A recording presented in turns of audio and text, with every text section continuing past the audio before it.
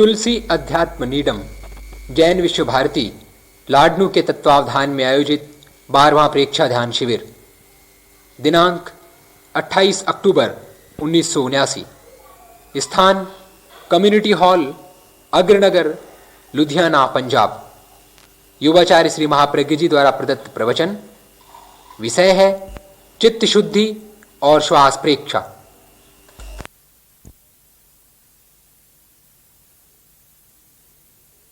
कुंज गुरुदेव ज्योति की साधना करने वाले साधक का।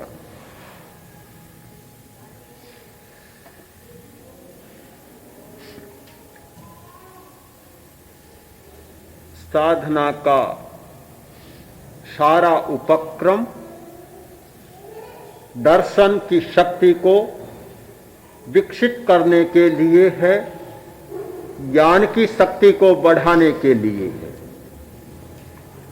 हम अपनी सहज उपलब्ध दर्शन और ज्ञान की शक्ति का उपयोग कर सकें, सत्य को देख सकें और जान सकें। एक ही उद्देश्य है ध्यान का, एक ही उद्देश्य है समाधि का। इसके अतिरिक्त कोई उद्देश्य नहीं है। प्रश्न है, दर्शन की ज्ञान की क्षमता कैसे बढ़े?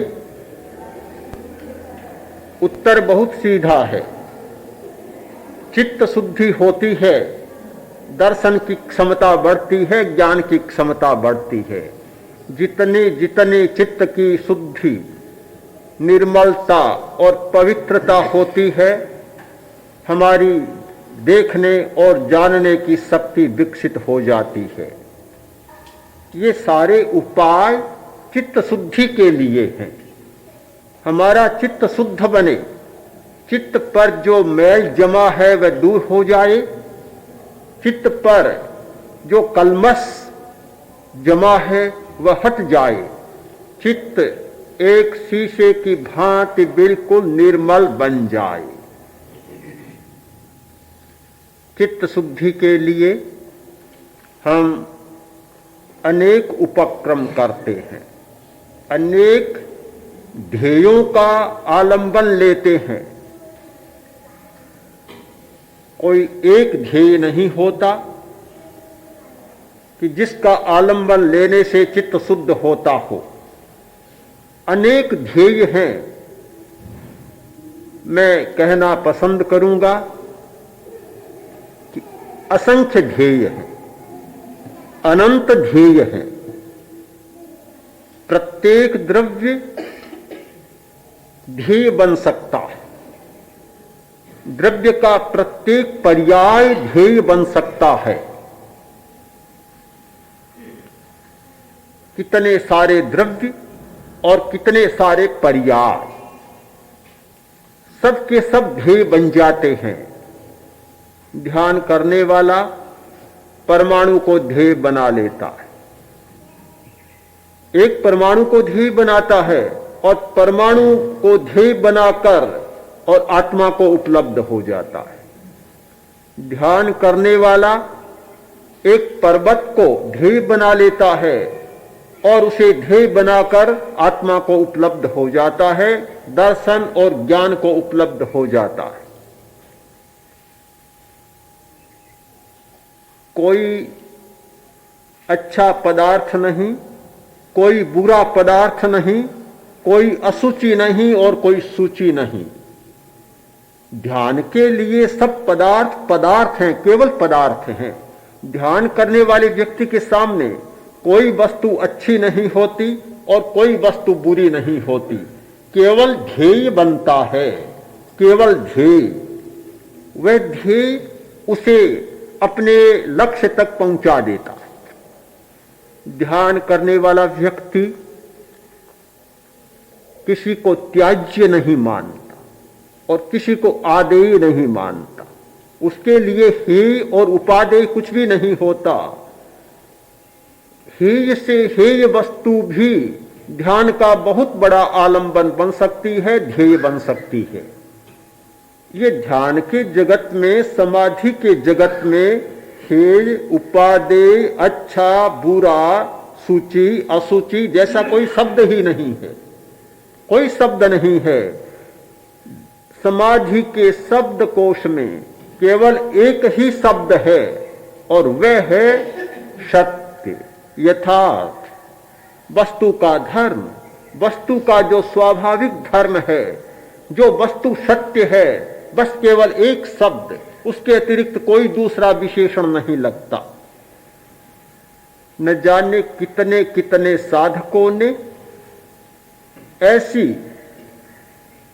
वस्तुओं को ध्यान का आलंबन बनाया, अपना ध्येय बनाया और सिद्धि तक पहुंच गए, जिन वस्तुओं को दूसरे लोग देखना भी पसंद नहीं करते। जिसकी आंख सच्चाई को देखने की होती है, जिसमें सत्य को देखने की क्षमता जाग जाती है, वह कलेवर को नहीं देखता, वह चमड़ी को नहीं देखता, वह छिलके को नहीं देखता, किंतु वह केवल यथार्थ को ही देखता है। यथार्थ को देखने में सबसे बड़ी बाधा होती है चित्त की चंचलता। चित्त की चंचलता, चित्त की चंचलता होती है तब यथार्थ दिखाई नहीं देता, सत्य दिखाई नहीं देता, दूसरा दूसरा रूप दिखने लग जाता है। जिसका चित्त स्थिर हो गया, चेतना का समुद्र बिल्कुल शांत हो गया, कोई तरंग नहीं, निस्तरंग हो गया, उससे फिर कोई बाधा नहीं होती, कोई विघ्न नहीं होता। वह अंतराल तक पहुंचता है और यथार्थ के अंतराल का स्पर्श करता है। विश्व का प्रत्येक पदार्थ का प्रत्येक पर्याय ध्येय बन सकता है। इसीलिए ध्यान के लिए कोई सीमा नहीं बनाई जा सकती कि अमुक प्रकार का ही ध्यान होना चाहिए। एक पद्धति होती है प्रथम दर्शन के लिए, थोड़ा सा मार्गदर्शन करने के लिए, चलाने के लिए। जब व्यक्ति चलना सीख जाए, जब बच्चा चलने लग जाए, फिर कुछ भी बताने की जरूरत नहीं। पैरों की क्षमता है, पैर के स्नायु इतने मजबूत बन जाते हैं कि वह जैसी अपनी इच्छा होती है वैसे चलने लग जाता है, जहां जाना चाहता है उस दिशा में चलने लग जाता है। ध्येयों का कोई अंकन नहीं, ध्येयों की कोई गणना नहीं की जा सकती। फिर भी मनुष्य वर्गीकरण चाहता है कि ध्यान के लिए किसे ध्येय बनाया जाए। यदि ध्येयों का वर्गीकरण किया जाए तो दो मुख्य ध्येय बनते हैं, एक वस्तु धर्म और एक शरीर। सब संख्याओं को छोड़ दें, सब मात्राओं को छोड़ दें, दो में सारे सिमट जाते हैं। एक वस्तु जगत, जो दृश्य जगत हमारी आंखों के सामने है, हमारे कानों के सामने है, हमारी त्वचा के समक्ष है, हमारी जीभ के सामने है और हमारी घ्राण के सामने, नाक के सामने है। वह सारा का सारा वस्तु जगत जो हमारी मन की वृत्तियों के सामने है, वह सारा का सारा जगत, दृश्य जगत, वस्तु जगत ध्येय बनता है। एक है ध्येय वस्तु धर्म और दूसरा है शरीर। शरीर ध्येय बनता है।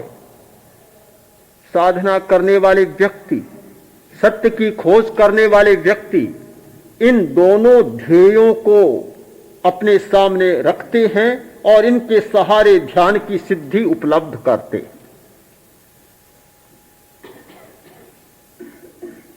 वस्तु जगत को जानना जरूरी है। ध्यान किए बिना कोई भी व्यक्ति वस्तु सत्य को नहीं जान सकता। आज तक दुनिया में जितने लोगों ने सच्चाइयों को खोजा है उन सब ने ध्यान के द्वारा खोजा है।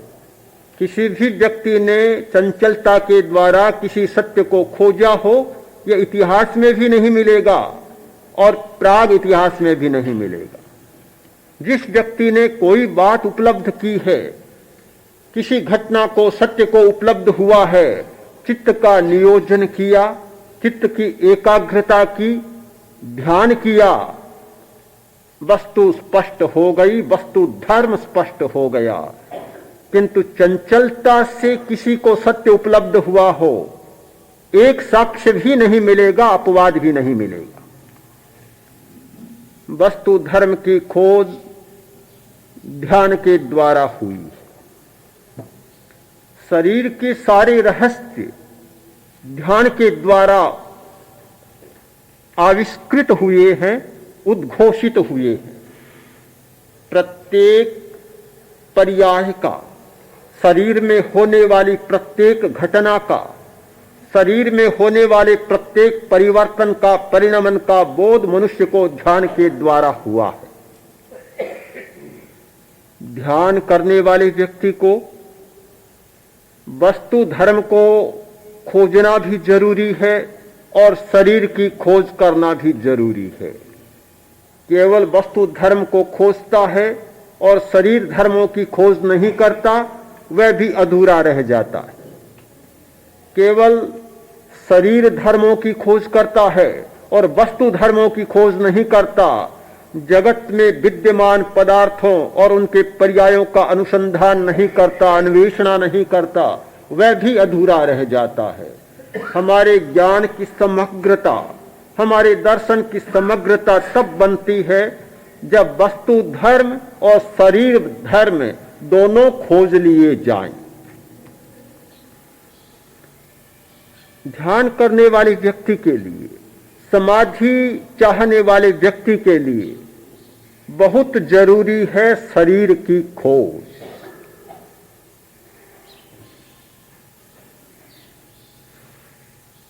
शरीर की खोज किए बिना चंचलता को समाप्त नहीं किया जा सकता, एकाग्रता के चरम बिंदु को उपलब्ध नहीं किया जा सकता। यद्यपि वस्तु धर्म की खोज करने वाला व्यक्ति भी एकाग्र होता है और वस्तु धर्म की खोज करने वाले व्यक्ति का भी चित्त एकाग्र होता है, शरीर स्थिर होता है, श्वास शांत होता है। जब जब हम किसी वस्तु को गहराई से देखते हैं, किसी वस्तु पर गहराई से ध्यान नियोजित करते हैं, श्वास भी शांत हो जाता है, शरीर स्थिर हो जाता है और मन भी शांत होता है अनायास, होगा, स्वाभाविक प्रक्रिया है। जब आप किसी वस्तु पर गहरा ध्यान केंद्रित करेंगे फिर श्वास चंचल नहीं हो सकता, श्वास को स्थिर होना ही पड़ेगा, शांत होना ही पड़ेगा। किंतु जितना मूल्य शरीर प्रेक्षा का, जितना मूल्य शरीर दर्शन का और शरीर की सच्चाइयों को खोजने का है, उतना मूल्य प्रारंभ में वस्तु धर्म की खोज को नहीं दिया जा सकता।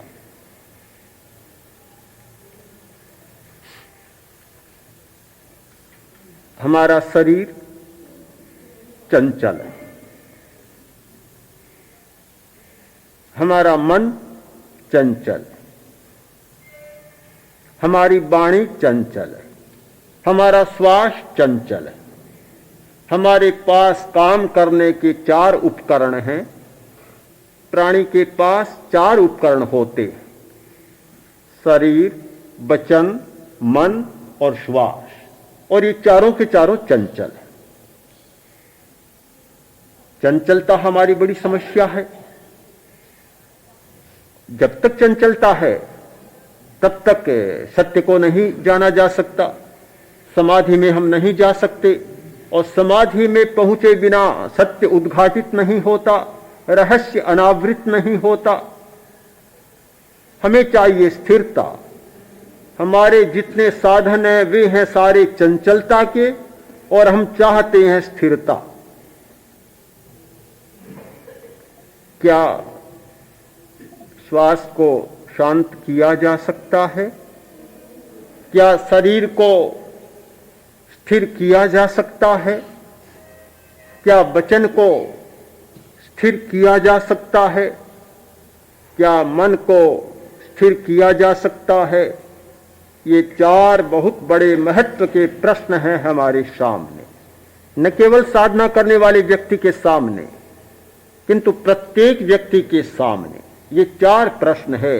जो मन की शांति चाहता है, जो समस्याओं का समाधान चाहता है, जो उलझनों से परे रहना चाहता है, जो मानसिक तनाव से मुक्ति चाहता है, अच्छी नींद चाहता है और अच्छा स्वास्थ्य चाहता है, उस प्रत्येक व्यक्ति के सामने ये चार प्रश्न हैं। मन बहुत चंचल है, बहुत चंचल है। आदमी आधा पागल बनेगा और बहुत चंचल हो गया तो पूरा पागल भी बन जाएगा। मुझे नहीं लगता कि कोई भी आदमी ऐसा हो जिसमें पागलपन की कुछ मात्रा न हो, कुछ प्रतिशत न हो। अमुक प्रतिशत में 10%, 20% या 25% तो हर आदमी पागल होता ही। प्रतिशत बढ़ जाते हैं, उसे पागल खाने में भर्ती कर दिया जाता है। पागल खाने में भर्ती होना एक बात है और पागल खाने से बाहर रहना दूसरी बात है। किंतु हम वास्तविकता को देखें तो पागलपन की मात्रा हर व्यक्ति में मिलती है। इसलिए मिलती है कि चित्त का विक्षेप है, चित्त की चंचलता है, मन की चंचलता है, इसलिए पागलपन मिलता है। आदमी ये चाहता है कि चित्त शांत रहे। आदमी नींद लेना चाहता है, कभी नहीं चाहता कि बिछोने पर जाऊं और ये स्मृतियां आती रहे, बिछोने पर जाऊं और ये कल्पनाएं आती रहें, नींद के लिए तैयारी करूं और ये विचार का चक्र बराबर चलता रहे। आदमी नहीं चाहता। वह चाहता है कि जैसे ही बिछोने पर जाऊं, सोऊं और 1 मिनट में नींद आ जाए, स्मृतियां बंद हो जाए, कल्पनाएं बंद हो जाए, विचार का चक्र बंद हो जाए और बिल्कुल गहरी नींद में चला जाओ। चाहता यही है। किंतु नींद की भी समस्या है। नींद की समस्या है। दुनिया के आधे से ज्यादा आदमी तो नींद की समस्या से पीड़ित हैं ही, शायद ज्यादा भी हो सकते हैं। यदि नींद की समस्या नहीं होती तो बेचारे नींद की गोलियां बेचने वाले बिल्कुल बेकार हो जाते, उन्हें और कोई धंधा ढूंढना पड़ता। किंतु इतनी नींद की गोलियां चलती हैं कि पूरा का पूरा व्यवसाय चलता है और न जाने कितने लाखों लाखों व्यक्तियों का पेट पलता है, मन की तृष्णाएं भी पलती। इसीलिए कि चंचलता है, पागलपन। आदमी नींद ले नहीं सकता। तो क्या मन को स्थिर किया जा सकता है? नहीं किया जा सकता। यह बहुत बड़ी भ्रांति है कि मन स्थिर हो गया। ऐसी भ्रांति जिसको समझने वाला भी समझ नहीं पाता। बहुत बार लोग भ्रांतियां भी पालते हैं, भ्रांतियां पालते हैं, परिणाम कुछ भी नहीं आता। भ्रांति से कोई घटना नहीं घटती, फिर भी आदमी भ्रांति का सहारा लेता है। 2 आदमी बात कर रहे थे, विवाद हो गया, बात से विवाद हो गया। एक ने कहा, मित्र, यदि तू इस सर्दी की ठिठुरती रात में नदी के पानी में खड़ा रह जाए तो 1,00,000 रुपया दूंगा। 1,00,000 रुपया केवल एक रात पानी में रहने से मिले, लोभ नहीं छोड़ सका। बात सबके सामने हो गई, साक्षी बन गए, साक्षी बने। गया रात को सर्दी, कड़कड़ाती सर्दी, गहरी ठंड, ठंडा पानी, साहस बटोरा, पानी में जाकर खड़ा हो गया। रात भर खड़ा रहा, रात भर खड़ा रहा। प्रातःकाल सब लोग गए, देखा पानी में खड़ा है, बाहर आया, लाओ 1,00,000 रुपये। पंच खड़े हैं, साक्षी खड़े हैं, मध्यस्थ खड़े हैं। बोला बिल्कुल ठीक, 1,00,000 रुपया तो मैं दे देता, वचन का पक्का हूं, कोई फर्क नहीं पड़ेगा, 1,00,000 रुपया तो दे दूंगा, दे देता। पर एक बात हो गई। क्या हुआ कि मेरी शर्त पूरी नहीं हुई। क्यों नहीं हुई? कि पानी में तो खड़ा रहा, पर वह राजप्रासाद का दीप जल रहा था, उसका प्रकाश पड़ रहा था, गर्मी पड़ रही थी, इसलिए मेरी शर्त पूरी नहीं।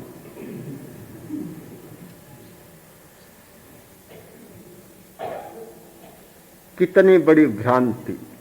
आदमी भ्रांति का सहारा लेता है, और मुझे तो यह लगता है कि भ्रांति का सहारा न ले तो जैसा जीवन जीता है वैसा जीवन वह जी भी नहीं सकता। हर आदमी भ्रांति का सहारा लेता है, इसीलिए इतने मूर्छा का, इतने मोह का और इतने दुखों का जीवन जीता है। यदि भ्रांति का सहारा न ले तो ऐसा जीवन जी नहीं सकता। प्रकृति ने न जाने क्या व्यवस्था की है कि जब गहरी कठिनाई आती है तो मूर्छा आ जाती, ज्यादा वेदना होती है, ज्यादा पीड़ा होती है, आदमी मूर्छित हो जाता है। अगर मूर्छित न हो तो वह जी नहीं सकता। जैसे शारीरिक व्यवस्था है प्रकृति की, अधिक कष्ट होने पर मूर्छा आ जाती है, वैसे ही हमारे मानसिक जगत की व्यवस्था है। मानसिक जगत की व्यवस्था कि चित्त पर, चेतना पर इतनी मूर्छा आ जाती है, इसलिए वह इस प्रकार का कष्टों का, दुखों का जीवन जी रहा है, दौड़ रहा है, भाग रहा है। यदि ये मूर्छा की व्यवस्था न हो, एक बार भी मूर्छा टूट जाए तो फिर ऐसा जीवन नहीं जी सकता। कल ही मेरे पास एक भाई आए, शिविरार्थी, बोले ध्यान में बहुत अच्छा मन लग रहा है, साधना अच्छी चल रही है, पर मुझे भय है कि कहीं यह व्यवहार मुझसे टूट न जाए, टूट न जाए। कुछ लोगों ने कहा शिविर में आने वालों को, कहां जाते हो, वहां जाओगे फिर घर के काम के नहीं रहोगे। उन्हें खतरा है कि एक बार भी अगर मूर्छा टूट गई तो फिर ये हमारे साथ नहीं जी सकेंगे। आदमी चाहता है कि मूर्छा में जिए, कोई नहीं चाहता कि जागरूकता का जीवन जिए, जागरण का जीवन जिए। हर आदमी नींद का जीवन, मूर्छा का जीवन जीना चाहता है और दूसरों को वैसा ही जीवन जिलाना चाहता है। एक बार कोई इस चक्रव्यूह से निकल गया तो फिर कोई हाथ आने वाला नहीं है, बिल्कुल हाथ आने वाला नहीं है। और व्यवहार में जीने वाला, समाज की भूमिका में जीने वाला, अर्थ, काम का जीवन जीने वाला व्यक्ति नहीं चाहता कि कोई भी इस चक्रव्यूह से बाहर निकल जाए। सचमुच कठिनाई है, सचमुच नहीं चाहता। आदमी मूर्छा का जीवन जीना चाहता है, तो यह एक मूर्छा की भी व्यवस्था है। जैसे शारीरिक मूर्छा की व्यवस्था है, वैसे ही प्रकृति की मानसिक मूर्छा की भी व्यवस्था है।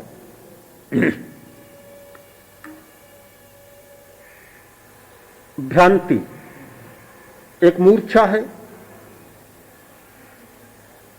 इनकार हो गया, अस्वीकार कर दिया कि नहीं दूंगा,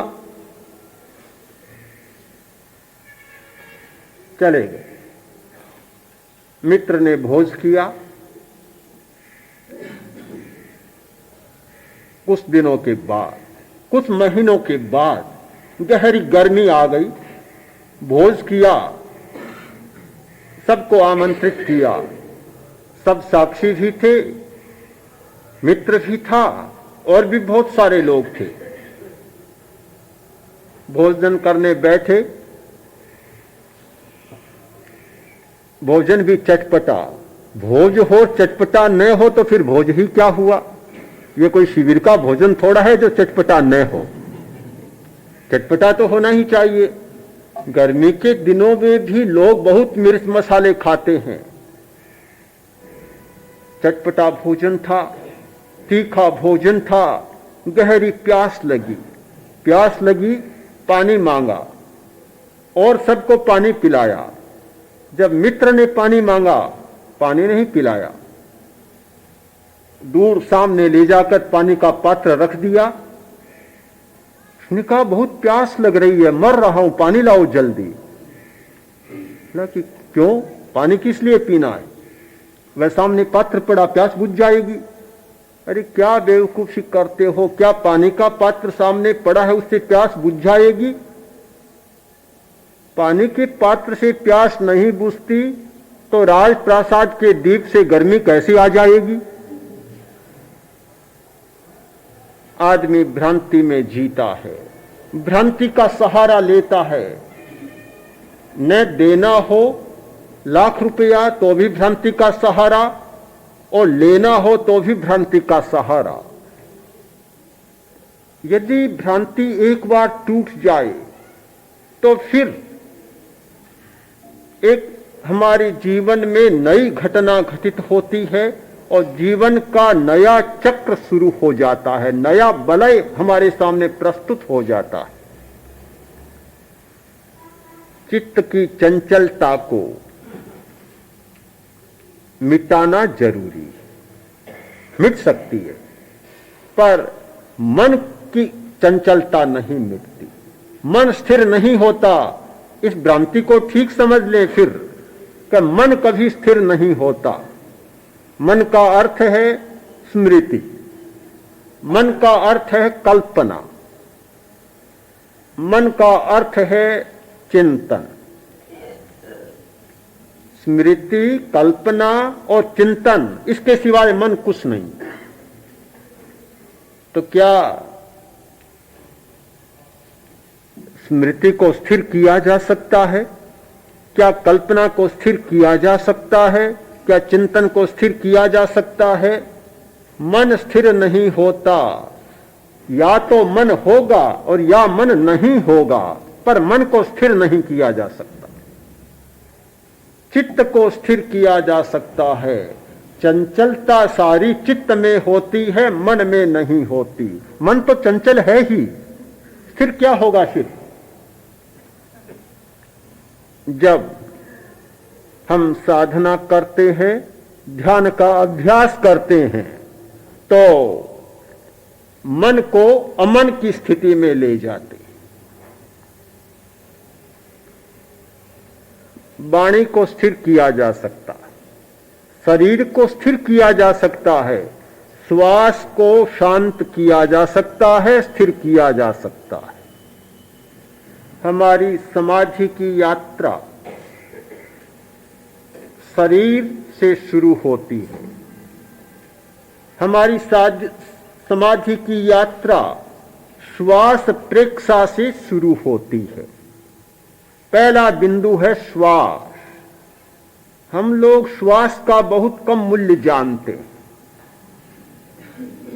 इसीलिए श्वास हमारे साथ चल रहा है, हम श्वास के साथ नहीं चल रहे हैं। जब तक जिसका मूल्यांकन सही नहीं होता तब तक यही होता है। एक बहुत बड़ा कलाकार था, बहुत बड़ा कलाकार, जिस मोहल्ले में रहता था उस मोहल्ले में बहुत संपन्न लोग रहते थे। कलाकार था गरीब, वे सब थे अमीर, धनी, संपन्न लोग। कलाकार बहुत विनम्र था, कोई भी मिलता उसे प्रणाम करता, नमस्कार करता। एक दिन राजा ने कलाकार को अपनी सभा में आमंत्रित किया। साथ साथ उस मोहल्ले के, नगर के संपन्न लोगों को भी आमंत्रित किया। संपन्न लोग आए, राजा का निमंत्रण था, आए। राजा बैठा है, वे लोग आते हैं, कर्मचारी उन्हें नमस्कार करते हैं और स्थान पर बैठा देते हैं। सब लोग आ गए, बैठे हैं। अब कलाकार आया, गरीब आदमी, साधारण आदमी, कलाकार आया। राजा खड़ा हुआ, राजा ने नमस्कार किया और अपने बराबर बिठाया। सारे लोग आश्चर्यचकित, ये क्या? गए, कार्य संपन्न हुआ, गए, कलाकार से बोले, अरे भाई, तुम हम लोगों को प्रणाम करते हो और राजा ने तुम्हें प्रणाम किया, ये क्या आश्चर्य की घटना है? कलाकार बहुत विनम्र भाव से बोला कि जो कला का मूल्य नहीं जानते उन्हें कलाकार प्रणाम करता है, और जो कला का मूल्य जानते हैं उन्हें वे कलाकार को प्रणाम करते हैं। ठीक यही घटना हमारे जीवन में घटित हो रही है कि हम श्वास का मूल्य नहीं जानते, इसलिए बेचारा श्वास हमारे पीछे पीछे दौड़ रहा है। और जिस दिन हम श्वास का मूल्य जान लेंगे तो हम श्वास के पीछे पीछे दौड़ेंगे। समाधि चाहने वाला, समाधि की साधना करने वाले व्यक्ति सबसे पहले श्वास का मूल्यांकन करता है, श्वास के मूल्य को समझता है। जो श्वास का मूल्य नहीं समझता वह समाधि की साधना का अधिकारी भी नहीं बन सकता। श्वास शांत होता है तब वाणी अपने आप शांत हो जाती। श्वास शांत होता है, शरीर अपने आप स्थिर हो जाता है। श्वास शांत होता है, चित्त अपने आप स्थिर हो जाता है और मन अमन की स्थिति में चले जाते। श्वास शांत, स्मृतियां शांत। श्वास शांत, कल्पनाएं शांत। श्वास शांत, विचार शांत। सब श्वास के साथ चलते हैं। हम लोग श्वास का सही मूल्यांकन नहीं करते। कितना महत्वपूर्ण है हमारे जीवन में श्वास। क्यों मूल्य? श्वास का मूल्य क्यों है? जिज्ञासा होगी, उस जिज्ञासा का भी हमें समाधान पा लेना है। हमारा जीवन क्या है? हम प्राणी कहलाते। प्राणी दो तत्व होते हैं, एक प्राणी और एक अप्राणी। जितना जड़ जगत, जितना अचेतन जगत वह अप्राणी जगत है, उसमें कोई प्राण नहीं होता, प्राण शक्ति नहीं होती, जीवनी शक्ति नहीं होती। एक है प्राणी जगत, एकेंद्रिय से लेकर पंचेंद्रिय तक, वनस्पति से लेकर स्थावर काय से लेकर और मनुष्य तक, वह है प्राणी जगत। प्राणी जगत में 10 प्राण होते हैं। 10 प्राण हमारी प्राण शक्तियां। श्रोत्रेंद्रिय प्राण, चक्षु इंद्रिय प्राण, घ्राणेन्द्रिय प्राण, रसनेन्द्रिय प्राण और स्पर्शनेन्द्रिय प्राण। ये 5 प्राण। मन प्राण, वचन प्राण, शरीर प्राण। श्वासोच्छ्वास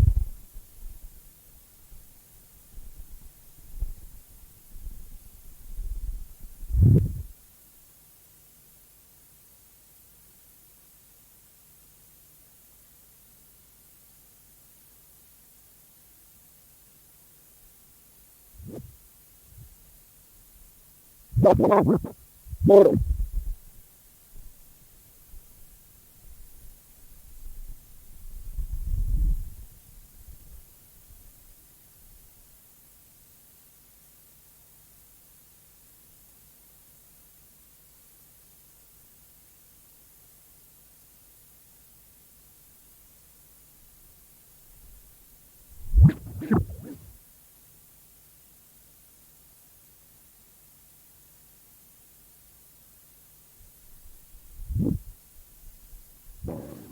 ये 10 प्राण होते हैं। इन प्राण शक्तियों के आधार पर प्राणी जीता है।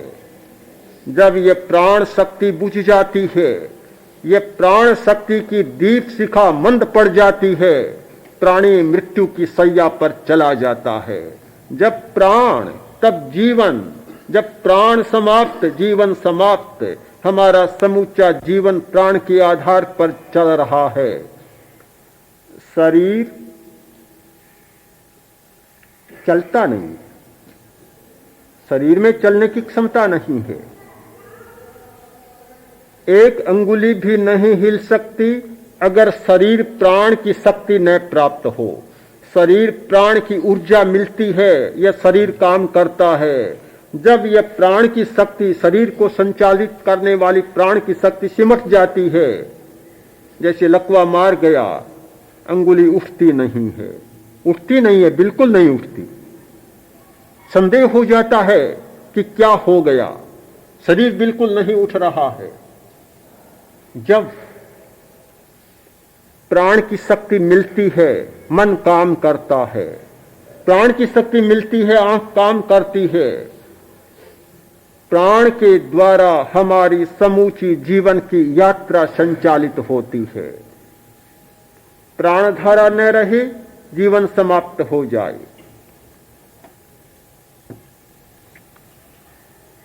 सारी चंचलता, चाहे इंद्रिय की चंचलता, मन की चंचलता, शरीर की चंचलता, वाणी की चंचलता और श्वास की चंचलता, यह सारी चंचलता प्राण के द्वारा निष्पन्न है।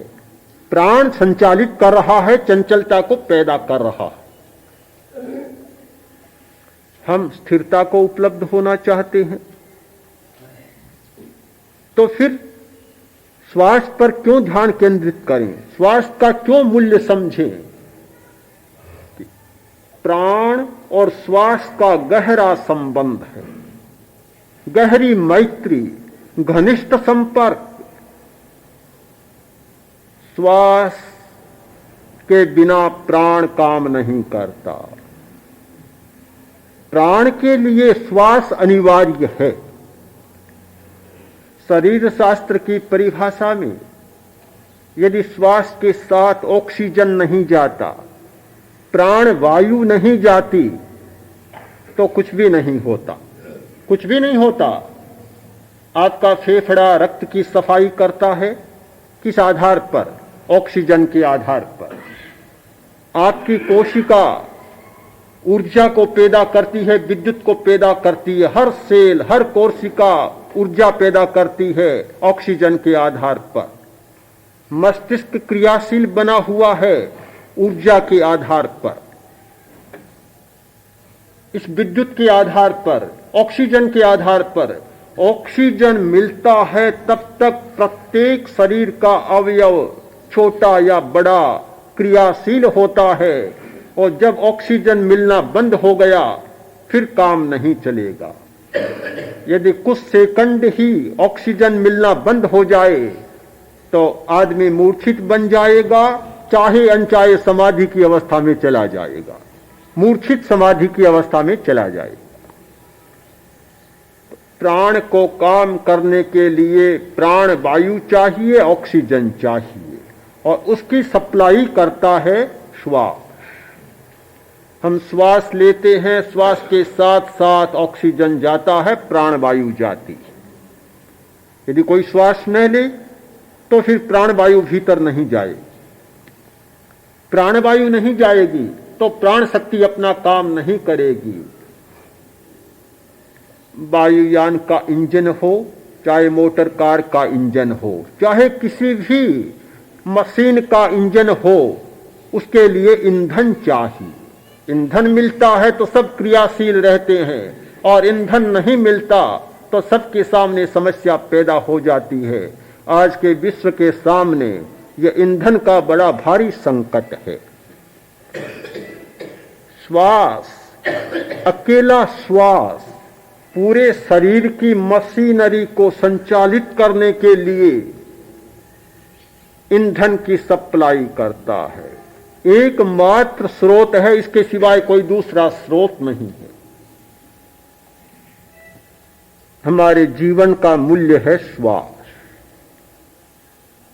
तो जीवन का मूल्य है, उससे साधना का क्या संबंध होगा? मुझे चर्चा साधना की दृष्टि से करनी है, न कि जीवन की दृष्टि से। जीवन की दृष्टि से तो किसी डॉक्टर को चर्चा करनी चाहिए। मैं तो कोई डॉक्टर नहीं हूं, मुझे कोई शरीर शास्त्र की चर्चा नहीं करनी है, मुझे तो समाधि की चर्चा करनी है। तो समाधि की दृष्टि से क्या मूल्य है? प्राण संचालित होता है, चंचलता बढ़ती। चंचलता के दो हेतु हैं, एक श्वास, दूसरा मोह कर्म का विपाक। एक भीतरी कारण और एक बाहरी कारण। भीतर में जो हमारी मूर्छा के परमाणु हैं, मोह के परमाणु हैं, वे सक्रिय होते हैं, उत्तेजित होते हैं, तो हमारा चित्त चंचल बन जाता है। किंतु वह चंचलता प्रकट होती है नाड़ी संस्थान में। नाड़ी संस्थान के माध्यम के बिना कर्म जनित चंचलता भी अभिव्यक्त नहीं हो सकती, प्रकट नहीं हो सकती। चाहे मूर्छा के कितने ही परमाणु हो, प्रकट नहीं हो सकते। बल्ब नहीं है तो करंट जलेगा नहीं, प्रकाश नहीं देगा। भले कितना ही वोल्टेज हो, कितना ही शक्तिशाली वायर हो, किंतु बिना इस कांच की दीपिका के, बिना बल्ब के प्रकाश नहीं होगा। हमारे भीतर के मोह के परमाणु कितने ही सक्रिय हो, कितने ही उत्तेजित हो जाएं, किंतु नाड़ी संस्थान में चंचलता नहीं है तो वह चंचलता प्रकट नहीं हो। नाड़ी संस्थान को सक्रिय होना, चंचल होना जरूरी है। नाड़ी संस्थान को सक्रिय चंचल बनाने के लिए प्राण का चंचल होना जरूरी है, और प्राण की चंचलता के लिए श्वास का चंचल होना जरूरी है। सारा आखिर संबंध जुड़ता है श्वास के साथ। हमारी जितनी तरंगें उठती हैं, काम की तरंग, क्रोध की तरंग, घृणा की तरंग, कोई भी मानसिक तरंग, कोई भी चंचलता की ऊर्मी जो आती है, श्वास की चंचलता हुए बिना नहीं आती। क्रोध आता है तो श्वास तेज हो जाता है, या श्वास तेज होता है तो क्रोध आने की स्थिति बन जाती। श्वास शांत होता है तो आवेग शांत हो जाता है, और आवेग शांत होता है तो श्वास शांत हो जाता है। दोनों का गहरा संबंध है, गहरा संबंध। श्वास का मूल्यांकन नहीं करने वाला समाधि में विघ्न डालने वाले आंतरिक कारणों से भी निपट नहीं सकता। इसीलिए समाधि की साधना करने वाले व्यक्ति के लिए सबसे पहले श्वास प्रेक्षा का अभ्यास जरूरी है। श्वास का मूल्यांकन जरूरी है। श्वास को समझना जरूरी है कि श्वास को कैसे शांत किया जाए।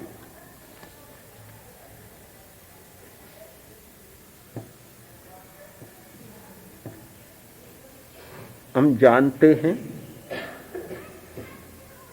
बहुत तेज गुस्सा आया, आधा मिनट के लिए नाक को बंद कर दें, एकदम पारा नीचे उतर जाए। काम का कितना वेग है, तरंग, गहरी तरंग उठ रही है। श्वास को थोड़ा बंद करें, तरंग अपने आप शांत हो जाए, नीचे बैठ जाए। कोई भी तरंग, कोई भी आवेग, उत्तेजना मन में उठ रही है, श्वास को शांत कर दें, अनुभव होगा कि तरंग समाप्त हो गई।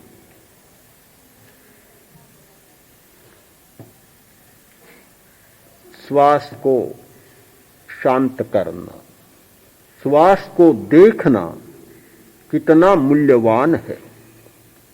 श्वास प्रेक्षा करने वाला व्यक्ति केवल श्वास को नहीं देख रहा है। प्रश्न होगा हर व्यक्ति के मन में, हर साधक के मन में प्रश्न होगा कि शिविर में आए हैं समाधि के लिए, शिविर में आए हैं आत्मा को जानने के लिए,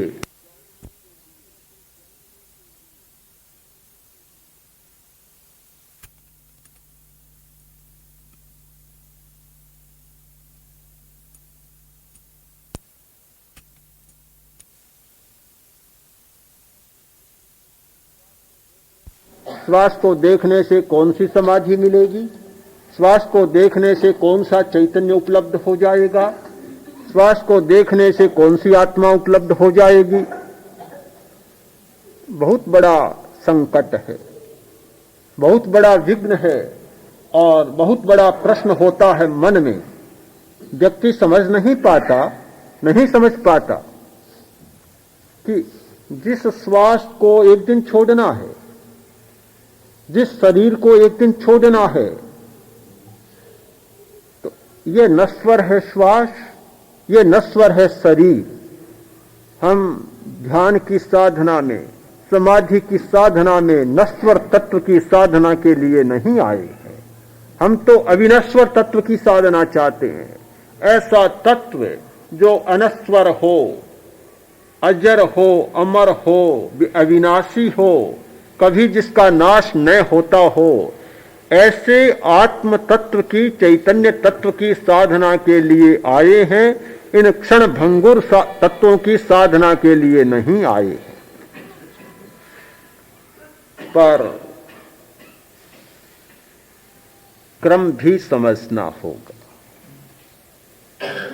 हमारा उद्देश्य अनश्वर है, हमारा उद्देश्य चैतन्य को उपलब्ध होना है, हमारा उद्देश्य समाधि की अवस्था में जाना है। पर जाने का कोई क्रम भी तो होगा। अक्रम नहीं हो सकता दुनिया में, छलांग नहीं हो सकती। अगर छलांग ही होती तो किसी को सीढ़ी बनाने की जरूरत नहीं होती, फिर मकान में कोई सीढ़ी नहीं मिलती। छलांग भरी और ऊपर की मंजिल पर चढ़ गया, चाहे चौथी मंजिल जाना हो, चाहे 10वीं मंजिल जाना हो, छलांग भरी और चढ़ गया, कोई सीढ़ी की जरूरत नहीं होती। किंतु हर व्यक्ति इस नियम को जानता है, मकान बनाने वाला इस सच्चाई को जानता है कि ऊपर चढ़ना है तो सीढ़ियां जरूरी है। एक एक सीढ़ी को पार करके ही ऊपर जाना होगा, पहले नहीं जाया जा सकता। हां, क्रम होता है, क्रम होता है। सीढ़ी न हो, आज के वैज्ञानिक युग में और साधन भी है, लिफ्ट हो सकती है, पर कोई न कोई क्रम होगा। अक्रम से आप नहीं जा सकते, क्रम निश्चित है। तो आत्मा को उपलब्ध करने का, चैतन्य को उपलब्ध करने का एक क्रम है, और उस क्रम की पहली सीढ़ी है श्वास प्रेक्षा, श्वास को देखना। जैसे ही हम श्वास पर ध्यान केंद्रित करते हैं, श्वास शांत हो जाता है, मंद हो जाता है, गति मंद हो जाती है, श्वास की लंबाई बढ़ जाती है, संख्या घट जाती है। एक व्यक्ति सामान्यतः स्वस्थ मनुष्य 16, 17, 18 श्वास लेता है सामान्य अवस्था में। उत्तेजना की अवस्था में तो बहुत ले लेता है। उत्तेजना की अवस्था में तो 20, 30, 40, 50, 60, 70 तक भी पहुंच जाता है। सामान्य अवस्था में इतना श्वास लेता है, किंतु श्वास प्रेक्षा करने वाला गति को लंबा करता है। परिणाम होता है 12 श्वास 10, 8, 6, 4, 2 और 1 मिनट में एक श्वास और आगे विकास करता है तो 2-4 मिनट में एक श्वास भी बन जाता है। यह स्थिति जब बनती है उस व्यक्ति के सामने यह प्रश्न नहीं होता कि मन बहुत चंचल है, उस व्यक्ति के सामने प्रश्न नहीं होता कि इंद्रियां बहुत सताती हैं, उस व्यक्ति के सामने प्रश्न नहीं होता कि ये फालतू विचार दिन भर चक्कर काटते हैं, बिना मतलब दिमाग को बोझिल बनाते हैं, भारी बनाते हैं। ये सारे प्रश्न अपने आप समाहित हो जाते हैं। इंद्रिय का संयम, मन का संयम, वाणी का संयम, ये सारे संयम एक श्वास संयम के साथ साथ सज जाते हैं। हमारी शब्दातीत स्थिति बन जाती है और विकल्पातीत स्थिति बन जाती है। इसलिए बन जाती है, उसके कारण भी आपके सामने प्रस्तुत करना चाहता हूं कि प्राण की चंचलता से श्वास का संबंध है और शब्द को संचालित भी प्राण धारा करती है, प्राण तत्व करता है। प्राण के द्वारा शब्द संचालित होता है और स्वर यंत्र सक्रिय होता है। चंचलता, सारी की सारी चंचलता शब्द पर आधारित है, शब्द पर। इस बात पर, इस सच्चाई पर शायद आपने ध्यान नहीं दिया होगा कि चंचलता मन की नहीं होती, चंचलता शब्द की होती है। चंचलता का अर्थ है स्मृति। क्या कोई ऐसी स्मृति होती है कि जिसमें शब्द नहीं होता? कोई स्मृति ऐसी नहीं होती जिसमें कोई शब्द न हो। शब्द के बिना कोई स्मृति नहीं हो सकती। क्या कोई ऐसी कल्पना होती है जिसमें शब्द नहीं होता? कोई नहीं होती। शब्द के बिना कोई विकल्प नहीं होता, कोई कल्पना नहीं होती। क्या कोई चिंतन ऐसा होता है जिसमें शब्द न हो? कभी नहीं हो सकता। स्मृति, कल्पना और चिंतन ये सब शब्दात्मक होते हैं, भाषात्मक होते हैं। हमें मन को स्थिर नहीं करना, चित्त को स्थिर नहीं करना, हमें शब्द को स्थिर करना है। हम शब्दातीत बन जाएं, शब्द समाप्त, मन अपने आप समाप्त। मन चलता है शब्द के सहारे, शब्द चलता है प्राण वायु के सहारे और प्राण वायु चलती है श्वास के सहारे। जब प्राण वायु शांत होती है तो उधर श्वास शांत होता है और उधर शब्द भी शांत हो जाता है। साधना करने वाला व्यक्ति शब्दातीत स्थिति में चला जाता है, कल्पनातीत स्थिति में चला जाता है, विकल्प के समुद्र का पार पा जाता है और चिंतनातीत, विचारातीत स्थिति में चला जाता है। तो प्राण वायु को समझना, उसे शांत करना समाधि के लिए पहला प्रस्थान, और उस पहले प्रस्थान की यात्रा करने के लिए श्वास को शांत करना हमारा दूसरा प्रस्थान। ये दो प्रस्थान जैसे जैसे हमारे सामने स्पष्ट होते चले जाएंगे, वैसे वैसे समाधि की यात्रा हमारी निर्विघ्न होती चली जाती है। कि चित्त और मन में क्या फर्क है?